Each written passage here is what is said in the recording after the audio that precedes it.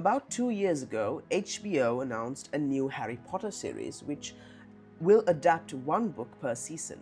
Last year, we got a ton of casting updates such as John Lithgow as Albus Dumbledore, Nick Frost as Hagrid, the Golden Trio, and of course, the elephant in the room, Pappa Essiedu as Severus Snape. A couple of days ago, the trailer for the first season, The Philosopher's Stone, was released and got polarizing opinions. But to me, it was better than I expected, and there were several compliments which I can give the trailer. So let's get started. Now, right off the bat, I absolutely loved the new actor for Harry Potter, Dominic McLaughlin.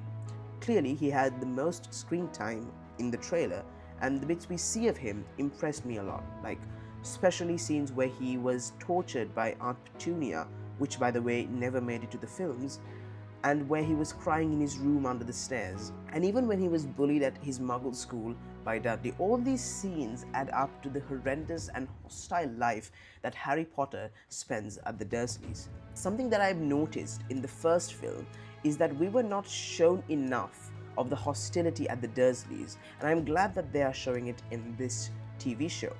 Also, I've always thought that Daniel Radcliffe's performance was the worst in the first film. Even he himself has admitted it before.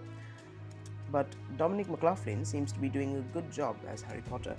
I also loved the cinematography here. Sure, the internet went out of its way to make comparisons to the original film, and then only I even noticed that the new series uses a darker color palette, which honestly I didn't mind. But damn, the production quality of this series has been similar to that of a movie. Shots like the ones I'm showing you right now really took me by surprise, and the combination of CG and practical effects elevates the entire show to new heights, if I'm being honest. We also get our first looks at Ron, Hermione, Hagrid, McGonagall, Dumbledore, and Snape in this trailer. Ron, played by Alistair Stout, and Harry seem to have a good chemistry with each other. Hermione, though, played by Arabella Stanton, looks the part, but she was not shown much. For me to have a complete analysis or idea about her performance, we must see her bossy parts and emotional parts of the TV show.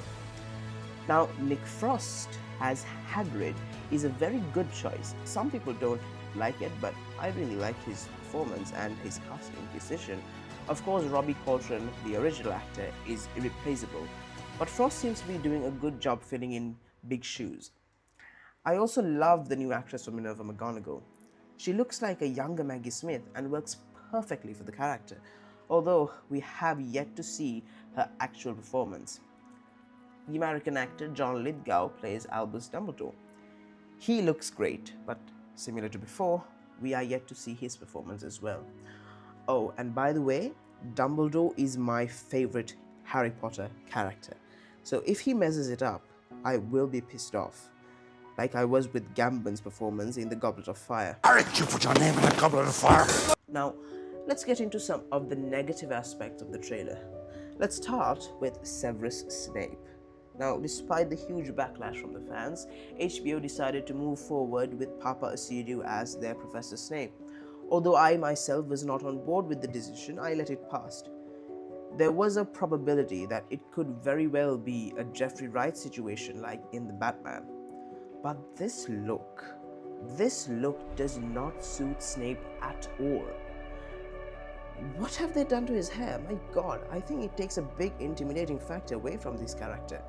We'll see in the final show, but man, that's a wrong look for Snape.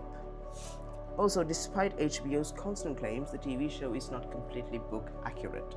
Not only Snape, but Vernon Dursley has drifted away from the book description from being big. We see here that Vernon is not fat at all, which bothers me because usually his fatness is his intimidating presence to Harry, but that is no longer here. And finally, I do understand the criticism of the darker tone, because when or if the series progresses up to season 7 or 8, we will see the Deathly Hallows, and it will have to be ultra dark if they're starting off dark already. So starting warmer should have been the way to go. But all in all, it definitely ain't a bad teaser. Nor does it look like a bad show. Sure, it feels familiar because The Philosopher's Stone is the shortest Harry Potter book, which makes it easier to be translated into a movie. But unlike the desperate Disney remakes, I highly doubt that this will be bad, especially with the people attached to it like HBO, John Lithgow, and Nick Frost. When the series does come out fully, I will compare the series to the movie, and I know most of you will too. But as Daniel Radcliffe said, do not take it out on these kids. It's not their fault, it's a once in a lifetime opportunity for them. So leave them alone. Until next time, Mr. Movie Man signing out. What did you think about this teaser trailer? Did you like it, hate it, or have mixed feelings about it? Let me know in the comments below. And if you haven't subscribed already, hit that sub button